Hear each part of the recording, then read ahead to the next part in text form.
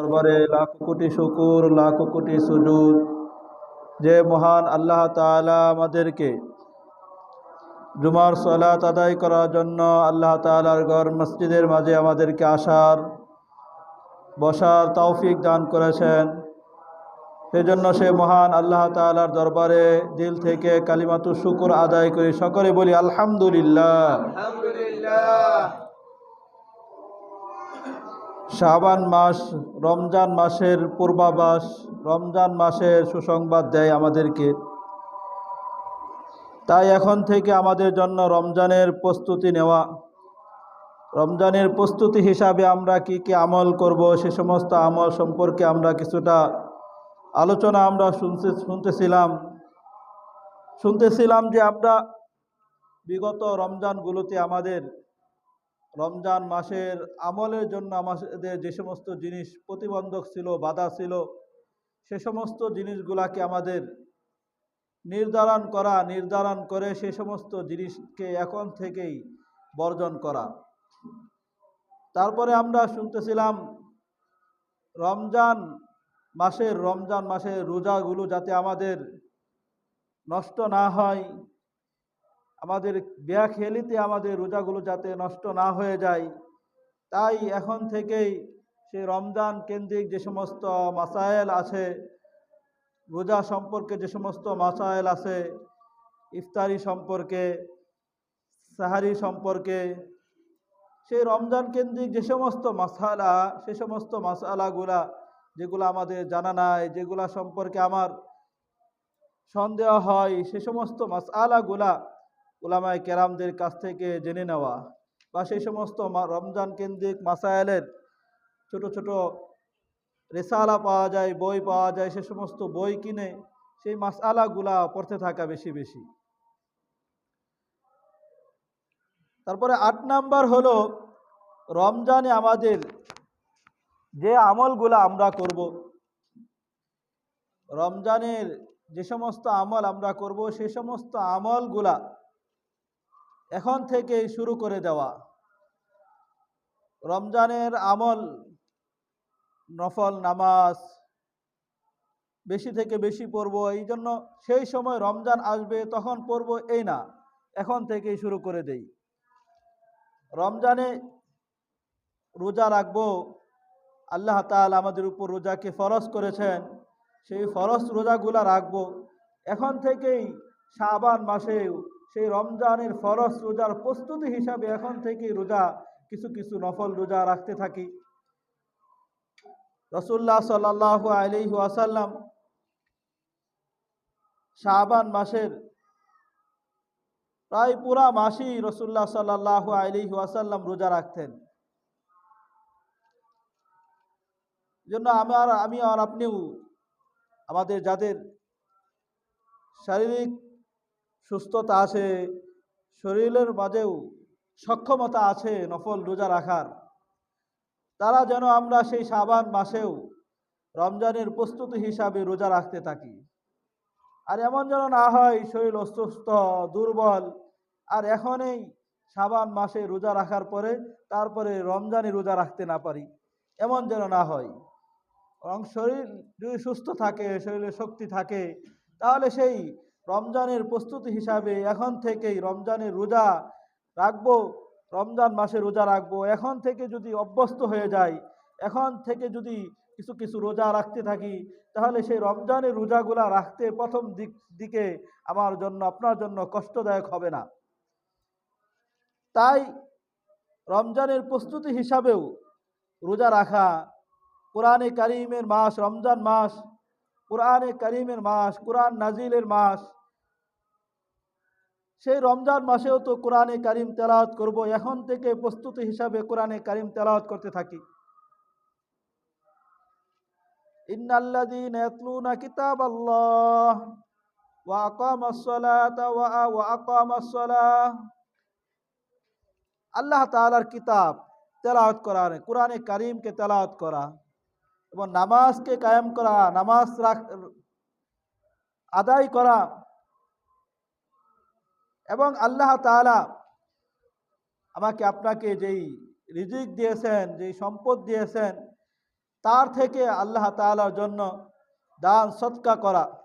এই তিনটা আমল এমন, যাতে করে এই তিনটা আমল দৈনিক কিছু না কিছু আমার আপনার দ্বারা হয়, না ছুটে।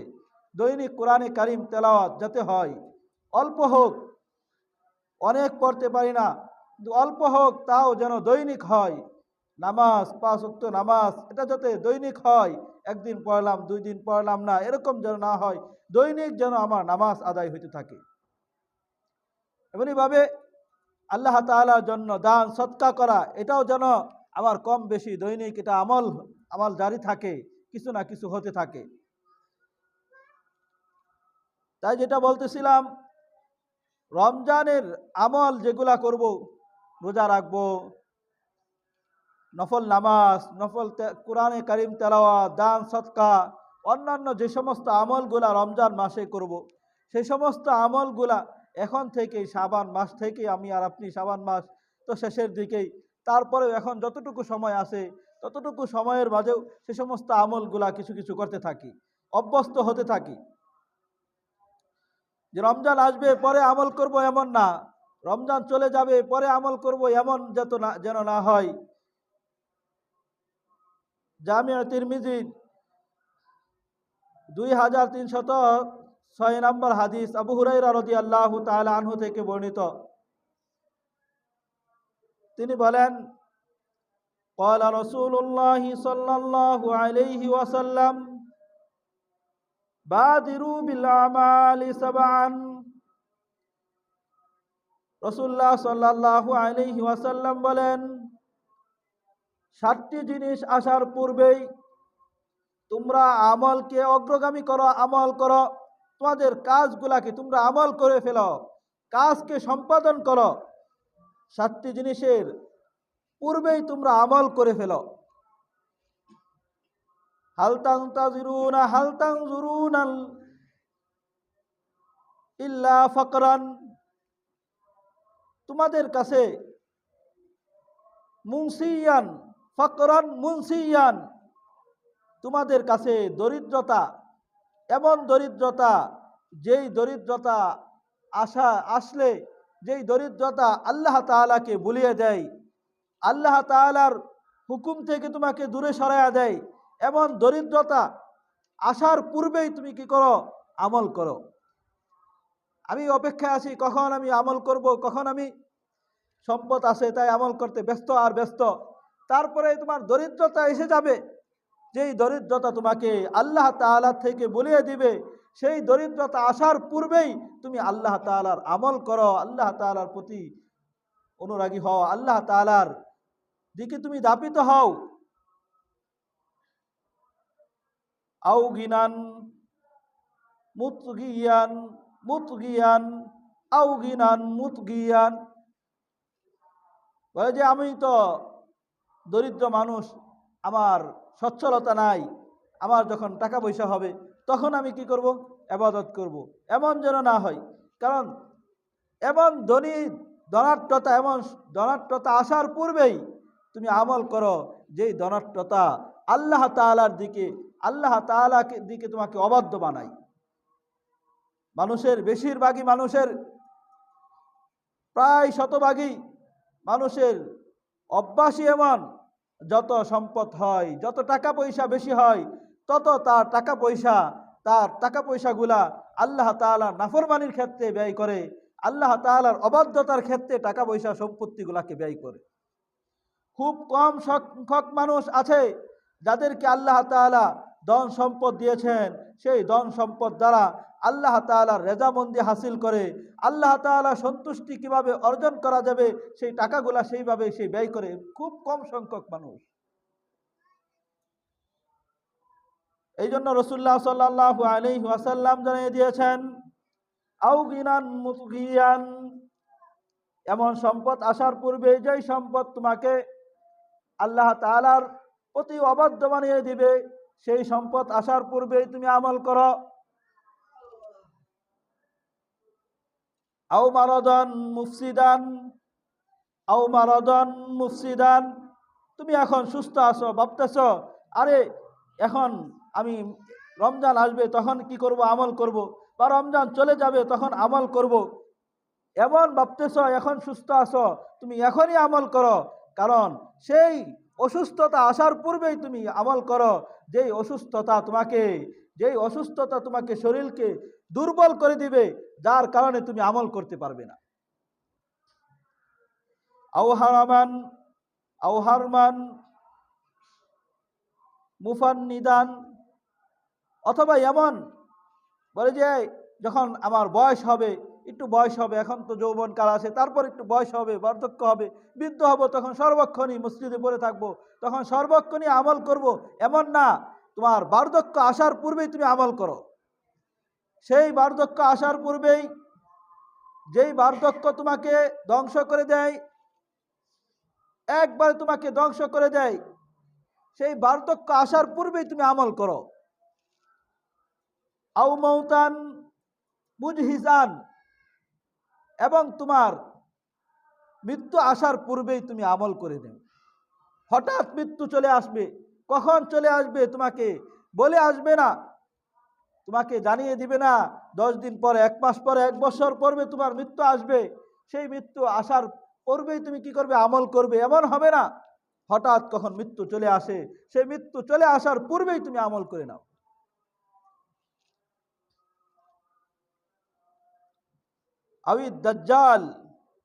দাজ্জালু, আর দাজ্জাল আসার পূর্বে, কিয়ামতের পূর্বে দাজ্জাল আসবে। সেই দাজ্জালের ফিতনা, সেই ফিতনা থেকে আসার পূর্বেই তুমি আমল করো। কখন দাজ্জাল চলে আসে, সেটা আসার পূর্বেই তুমি আমল করে নাও। আউইসাআতু ফাসাআতু আদহা ওয়া আমার, কিয়ামত সংগঠিত হওয়ার পূর্বেই তুমি আমল করে নাও, কারণ সেই কিয়ামত বড়ই ভয়াবহ বিভীষিকাময় এক জিনিস। সেই সময় তোমার কোনো আমল করার সুযোগ থাকবে না। রাসূলুল্লাহ সাল্লাল্লাহু আলাইহি ওয়াসাল্লাম আমাদেরকে তো জানিয়ে দিলেন, এই জন্য আমার আপনার আমল এখন থেকেই শুরু করে দেওয়া, শাবান মাস থেকে আমার আপনার আমলকে শুরু করে দেওয়া। পরে আমল করব এমন যেন না হয়, রমজান আসবে তখন আমল শুরু করব, রমজান চলে যাবে তারপরে আমল শুরু করবে, এরকম ভাবে টার্গেট সামনে না নিয়ে এখন থেকে আমার আপনার আমলকে শুরু করে দেওয়া। আমরা করব তো ইনশাআল্লাহ। আল্লাহ তাআলা আমাদের সকলকে আমল করার তৌফিক দান করেন, সকল বলে আমিন।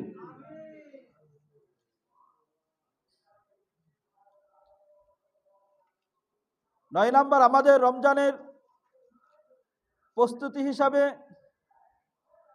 রমজান মাসটা আমরা কিভাবে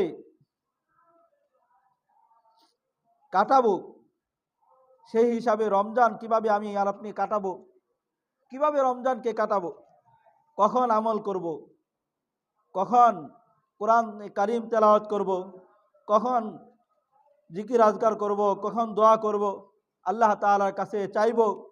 এইভাবে রমজানের আমার আপনার একটা রুটিন করে নেওয়া, আমার সময় যাতে একটা মুহূর্ত যাতে আমার জিন্দিগি থেকে অনর্থক নষ্ট না হয়, রমজানের সময়টা যাতে আমার নষ্ট না হয়, জন্য এখন থেকেই সতর্ক হয়ে ওইভাবে আমার সময়টাকে রুটিন মাফিক চালানোর চেষ্টা করা। আমি সম্পূর্ণ সময় আমার রমজানের এত দামি সময়, রমজানের মাঝে এত দামি একটা সময়, যেই রমজানের মাসে আমি অল্প আমল করলে অনেক আগে বেড়ে যেতে পারবো। আমলের দিক থেকে আগে বেড়ে যাওয়ার একটা মাস, সেটা হলো রমজান। হাদিসের মধ্যে আছে, রাসূলুল্লাহ সাল্লাল্লাহু আলাইহি ওয়াসাল্লাম বলেন, ইয়া বাগিয়াল খায়রি আকবিল, ইয়া বাগিয়াল খায়রি আকবিল, হে কল্যাণকামী লোকেরা, হে কল্যাণকামী লোকেরা, তুমি কি করো? আগে বাড়ো। রমজান মাস আসছে, এই জন্য তুমি আমলকে আরো বাড়াও। এজন্য আমি আর আপনি যাতে এই রমজান মাসে আমার আমলকে আরো আগে বাড়াইতে পারি, আমার আমল যাতে আরো বাড়তে পারে, সব দিক থেকে যাতে আমার আমল বাড়তে পারে, সেই জন্য এখন থেকে সেই রমজানের প্রস্তুতি নেওয়া, এখন থেকে সেই আমলগুলোকে ওইভাবে রুটিন করে কিভাবে রমজানকে কাটাবো সেইভাবে শুরু করে দেওয়া। 10 নাম্বার হলো রমজানের প্রস্তুতির এটাও একটা, সেটা হলো যে রমজান মাস যখন আসবে সে রমজানের পূর্বেই শাবান মাসকে ভালোভাবে গণনা করতে থাকে, আজকে কয় তারিখ এভাবে গণনা করতে থাকা।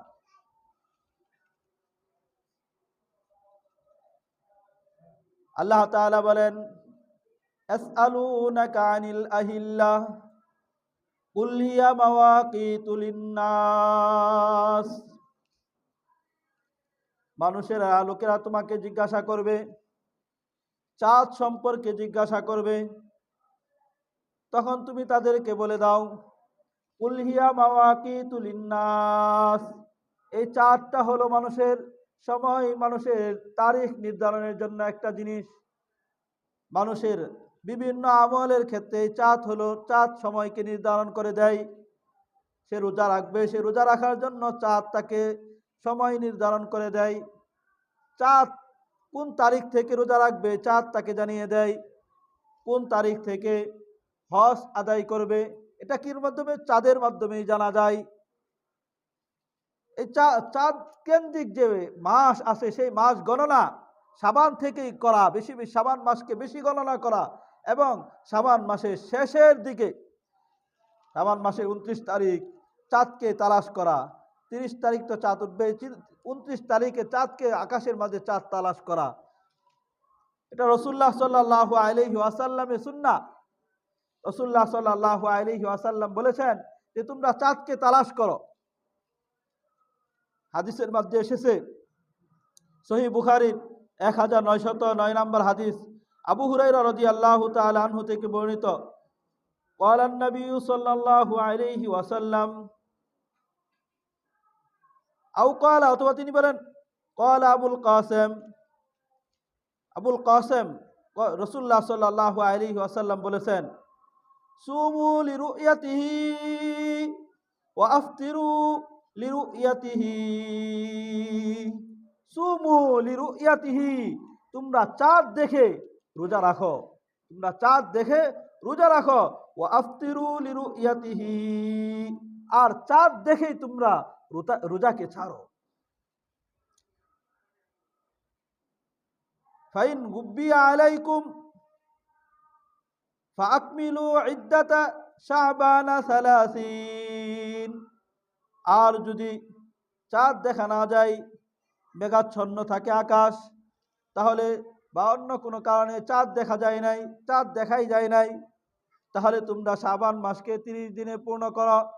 29 তারিখে তোমরা চাঁদকে তালাশ করো, 29 তারিখে চাঁদ দেখা যায় নাই, তাহলে তোমরা সেই শাবান মাসকে 30 তারিখ দ্বারা পূর্ণ করো। এই জন্য চাঁদকে তালাশ করা এটাও রাসূলুল্লাহ সাল্লাল্লাহু আলাইহি ওয়াসাল্লামের সুন্নাহ। শাবান মাসের 29 তারিখে চাঁদকে তালাশ করা, আকাশের মাঝে চাঁদ তালাশ করা।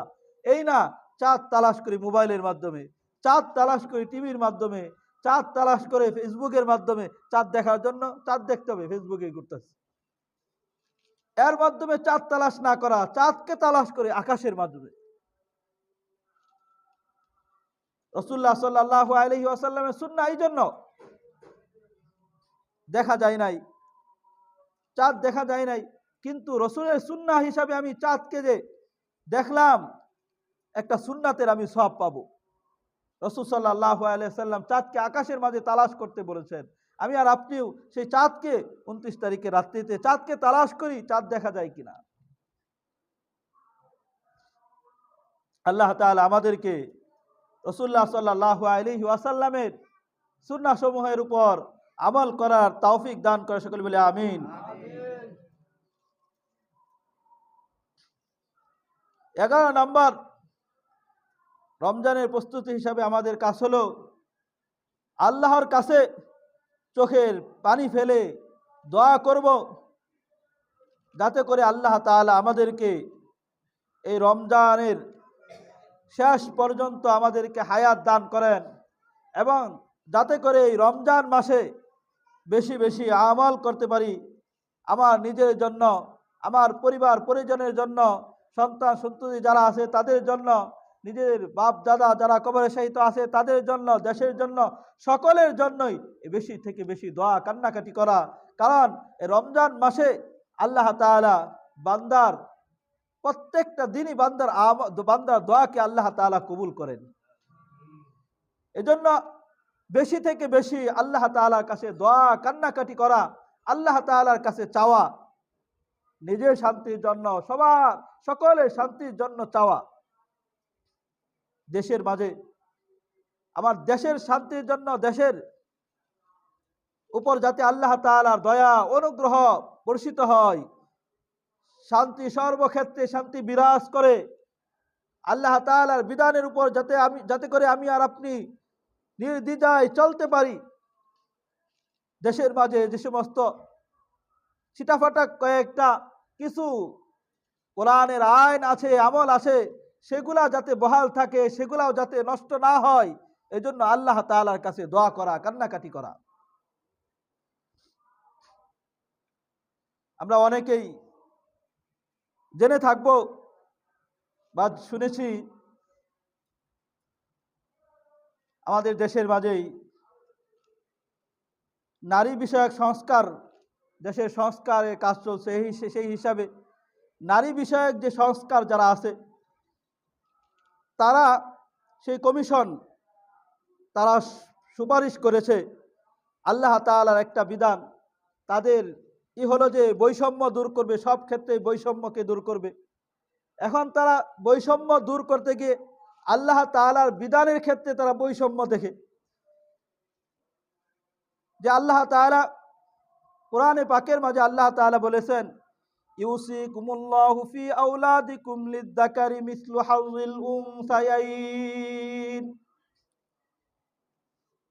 আল্লাহ তাআলার একটা বিধান, পিতা মাতা যখন মারা যাবে, ইন্তেকাল করবে, করার পরে তার সন্তানদের মাঝে সম্পত্তির বন্টন কিভাবে হবে, সেই ক্ষেত্রে আল্লাহ তাআলা মারা যাওয়ার পরে সম্পত্তি কিভাবে বন্টন হবে, সেই বিধানটা আল্লাহ তাআলা কালামের মাকে কোরআনে কারীমের 4 নম্বর পারার 18 নম্বর পৃষ্ঠার মাঝে সম্পূর্ণটা বিস্তারিতভাবে আল্লাহ তাআলা জানিয়ে দিয়েছেন। যে একটা বিধান আল্লাহ তাআলা জানিয়েছেন, সেটা হলো বাবার সম্পত্তি, বাবা মারা গেলে সেই সম্পত্তিগুলা কিভাবে বন্টন হবে। এইভাবে বন্টন হবে, এক ভাই যতটুকু পাবে, দুই বোনে যতটুকু পাবে, এক ভাই ততটুকু পাবে। অর্থাৎ এক ভাইয়ের অর্ধেক, এটা কিভাবে বোন পাবে, দুই ভাগের এক ভাগ কি বোন পাবে, আর দুই ভাগ কিভাবে ভাই পাবে। এখন ওই সমস্ত লোকেরা যারা কোরআনের কারীম আল্লাহ তাআলার বিধান, আল্লাহ তাআলা তো এইভাবে বন্টন করে দিয়েছেন, বোনের থেকে ভাই ডাবল পাবে, বোনের চাইতে ভাই কিভাবে ডাবল পাবে, বোন এক ভাগ, ভাই কিভাবে দুই ভাগ পাবে। এইভাবে আল্লাহ তাআলা বন্টন করে দিয়েছেন। এটা কার বন্টন? জোরে বলেন না, কার বন্টন? আল্লাহ তাআলার বন্টন।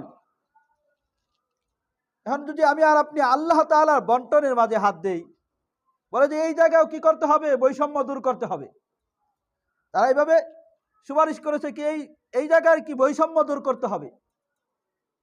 এই সমস্ত যারা সেই আল্লাহ তাআলার কালামে পাকের মাঝে, আল্লাহ তাআলার বিধানের মাঝে যারা বৈষম্য দূর করতে চায়, আল্লাহ তাআলা ভালোভাবেই জানে এই জায়গায় বৈষম্য হয়েছে কি হয় নাই, এটা আল্লাহ তাআলা ভালোভাবেই জানেন। আল্লাহ তাআলা ইনসাফ করেনেওয়ালা, আল্লাহ তাআলা ইনসাফ করেনেওয়ালা। কোথাও আল্লাহ তাআলা পুরাপুরিভাবে ন্যায্যভাবে আল্লাহ তাআলা বন্টন করেন, এর মাঝে জুলুম আল্লাহ তাআলার কাছে নাই। আল্লাহ তাআলা যেইভাবে দরকার বান্দার জন্য বন্টন, সেইভাবেই বন্টন করে দিয়েছেন। বান্দাকে আল্লাহ তাআলাই বানাইছেন, আল্লাহ তাআলাই তাকে সম্পত্তি দিলেন, কিভাবে বন্টন করতে হবে এটা আল্লাহ তাআলাই ভালো জানেন। এখন সেই জায়গায় যদি আমি আর আপনি হাত দিতে চাই, তাহলে এটা কি হবে? ফলাফল ভালো হবে না, ফলাফল বড়ই খারাপ হয়ে যাবে।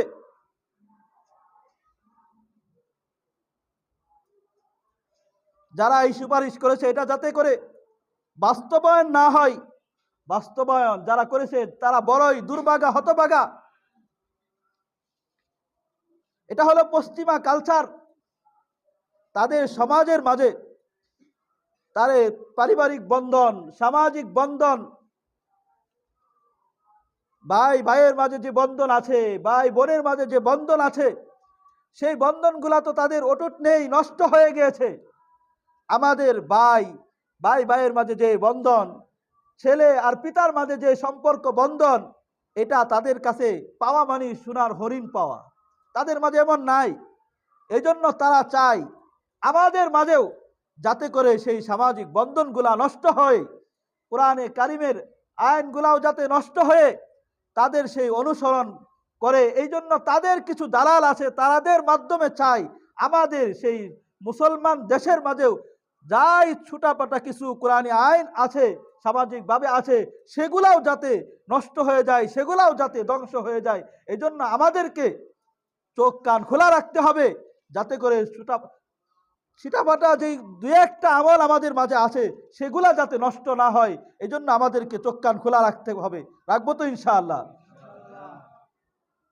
এই জন্য যেটা বলতেছিলাম, আল্লাহ তাআলার কাছে যেটা করণীয় হলো আল্লাহ তাআলার কাছে দোয়া করতে থাকা, যাতে করে আল্লাহ তাআলা আমাদেরকে এই সমস্ত ফিতনা ফাসাদ থেকে, খারাপি থেকে আল্লাহ তাআলা আমাদেরকে হেফাজত করেন, আমাদের দেশকে হেফাজত করেন, সমস্ত মানুষকে আল্লাহ তাআলা হেফাজত করেন। সকলে বলি আমিন।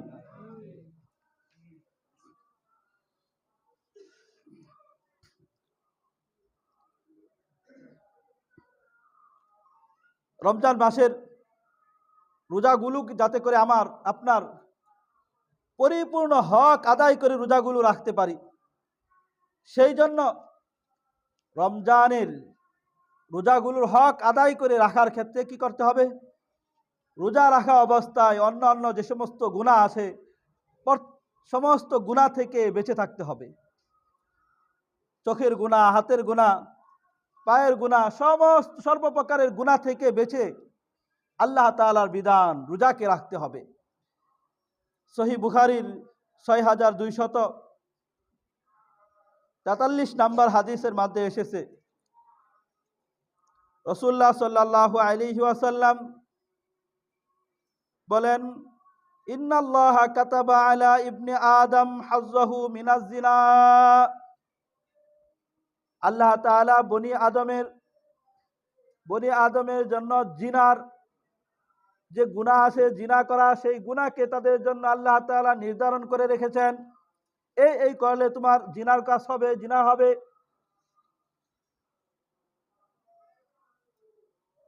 আদরাকা যালিকা লা মুহালা, এমন ভাবে নির্ধারণ করেছেন যা থেকে বাঁচা অসম্ভব।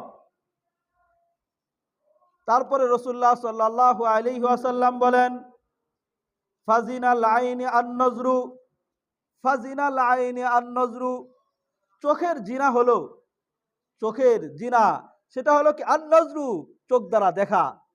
যে সমস্ত গায়রে মাহরাম, যে সমস্ত গুনাহের কাজ আছে, সে সমস্ত জিনিসগুলাকে চোখ দ্বারা দেখা, এটা হলো চোখের জিনা।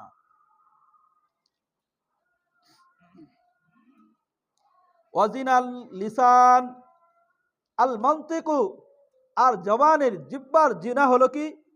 জিহ্বা দ্বারা কথা বলা।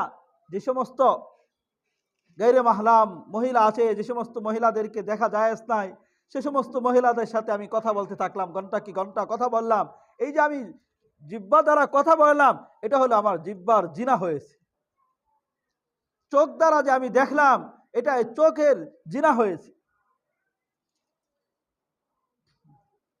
ওয়ান্নাফসু তামান্না, আর নফস, মানুষের অন্তর, এটা কি করে? চাই, অতাস্তাহি, আকাঙ্ক্ষা করে। ওয়াল ফারজু ইউসাদ্দিকু যালিক, আর তার লজ্জাস্থান সে চোখ দ্বারা দেখে, জবান দ্বারা কথা বলে। মানুষের গুনাহের একটা দরওয়াজাই হলো সেটা হলো চোখ। তার জিনার ক্ষেত্রে প্রথম সেই দরওয়াজা হলো চোখ। চোখ দ্বারা যখন দেখে, তখন দিলে দিলে কল্পনা করে, তারপরে ওটাকে বাস্তবায়ন করে, তার লজ্জাস্থান ওটাকে বাস্তবায়ন করে।